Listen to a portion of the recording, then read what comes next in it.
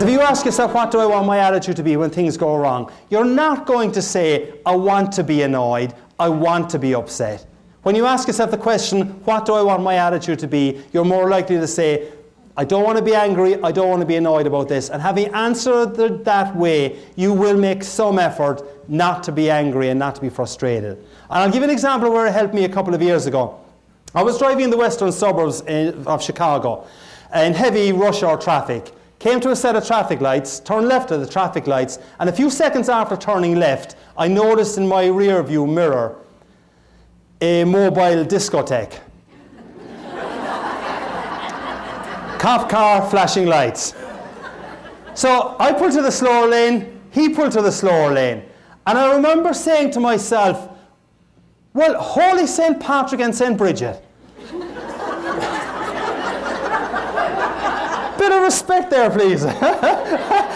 Holy St. Patrick and St. Bridget, what could that fine officer of the law want from an upstanding citizen like me? Now, that was the gist of what I was thinking. I may have said just one four-letter word. But for those of you whose mind is in the gutter, the word was oops. Which, as you all know, stands for uh-oh, police, stop. Right, so I pulled into a little small parking lot at the side of the road, and as I was pulling in, I said to myself, now why does he want to speak to me? And the only reason I could figure why he might want to speak to me was when I had turned left at the traffic lights. They were slightly red, but not by a whole lot now, mind you. So, he is there on his computer checking me to see if, in my case, I'm a member of the Irish Republican Army, or even worse, a Cubs fan. Go White Sox!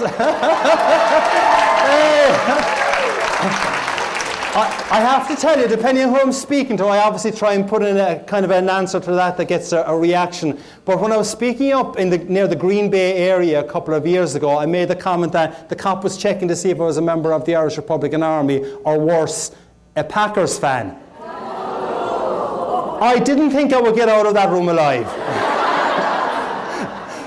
So he was there checking my computer to see what my record was like. And I asked myself the question that I said you should ask when things go wrong. So I asked myself the question, what do I want my attitude to be? And I said there's no point in being antsy and annoyed about this. He probably doesn't understand the concept of slightly red lights. So in my side mirror, I see him walking up towards me. And this being Chicagoland area, I prayed that he had an Irish name. I prayed that he had this vision of Ireland, that the roads are still unpaved, that milk is brought to the creamery via donkey and cart, and that traffic lights, if they exist at all, are, well, basically advisory. I look up. Officer Schmidt,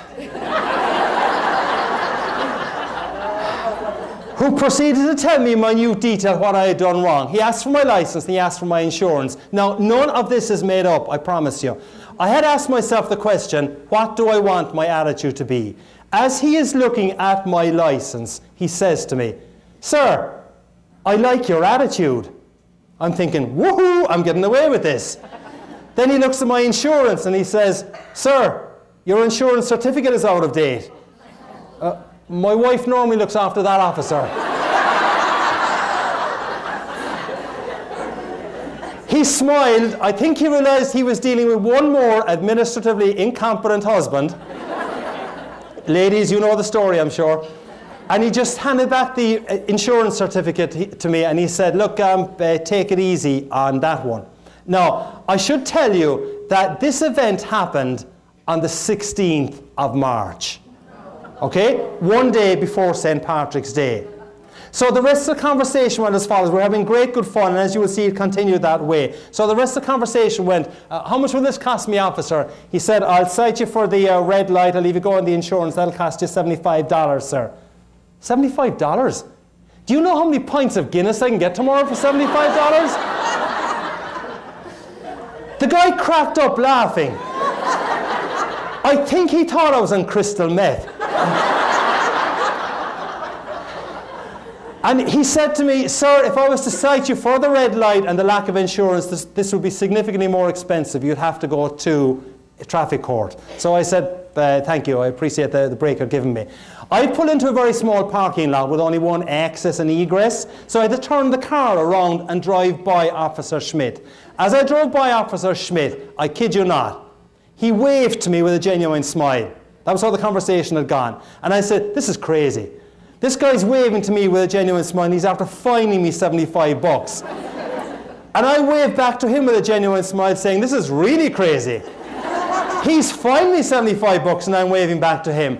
But what Officer Schmidt though would not have known was that for only $75,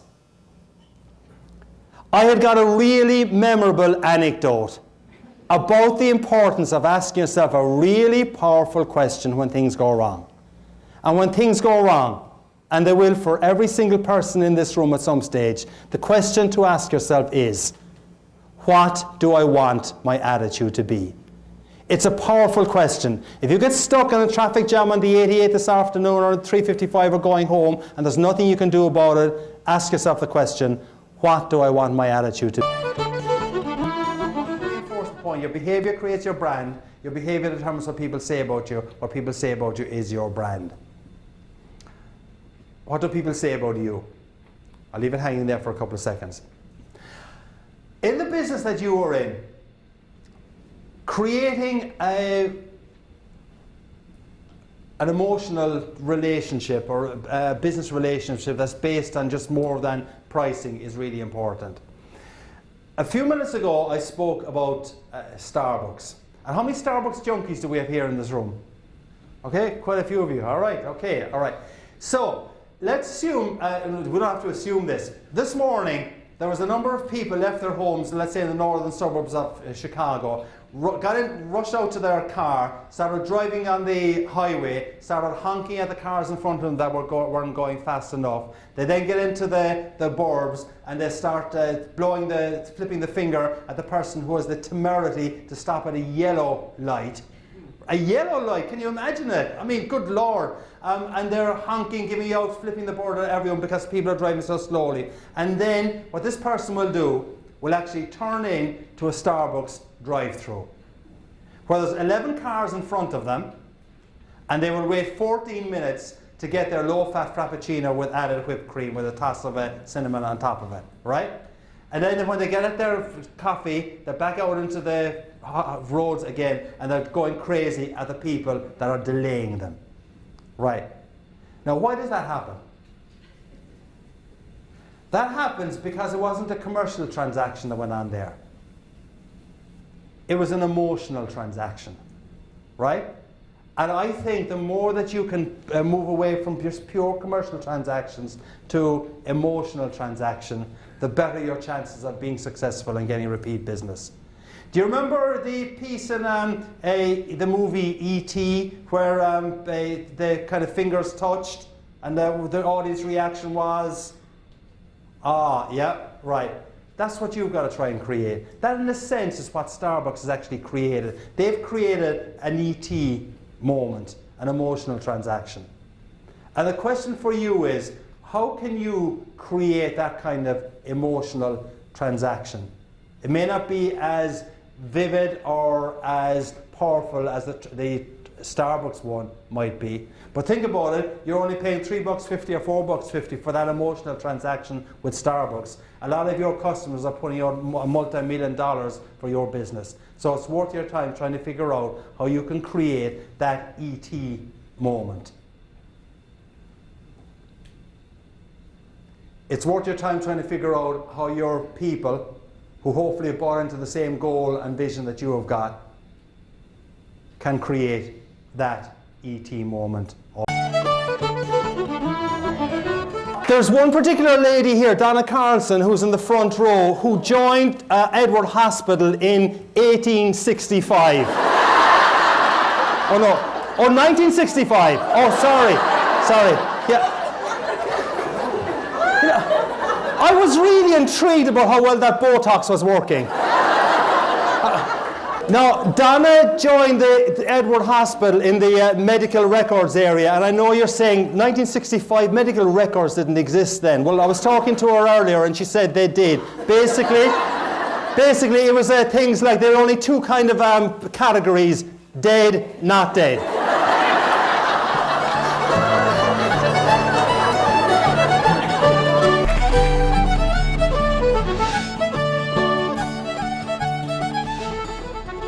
Research I have done on corporations convinces me that many successful businesses have achieved their growth and their success because they have had a clear and compelling vision as to what success will look like.